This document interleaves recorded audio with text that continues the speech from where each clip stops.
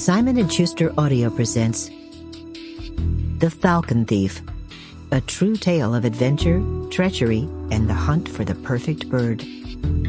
By Joshua Hammer. Read by Matthew Lloyd Davis.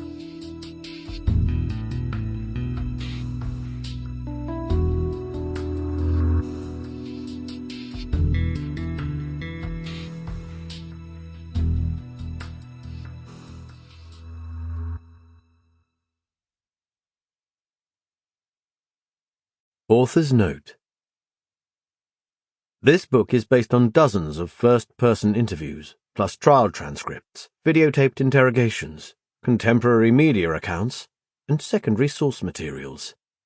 FOIA requests filed with the British government for transcripts of police interviews were not successful, as these transcripts are generally disposed of after 5 years.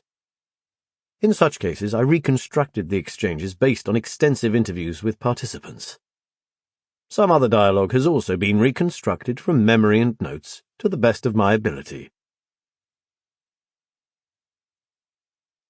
Prologue. Shortly after New Year's Day in 2017, I was on vacation with my family in England when I happened to pick up a copy of The Times of London. A short article buried inside the newspaper caught my eye. "Thief who preys on falcon eggs is back on the wing," declared the headline. The report by the Times' crime correspondent, John Simpson, described a notorious wild bird trafficker who had jumped bail and disappeared in South America. He has dangled from helicopters and abseiled down cliffs in search of falcon eggs for wealthy Arab clients. Now the international egg thief is on the wing again after the authorities in Brazil admitted that they had lost him. Jeffrey Lendrum, 55, slipped the net after being caught with 4 albino falcon eggs stolen from Patagonia and jailed for more than 4 years. He is said to pose a serious threat to falcons in Britain and beyond. The story of the egg thief grabbed my attention. The notion that there was a lucrative black market for wild birds' eggs seemed faintly ridiculous to me, like some wacky quest out of Dr. Seuss's Scrambled Egg Super, which I'd read aloud many times over the course of a decade to my 3 boys.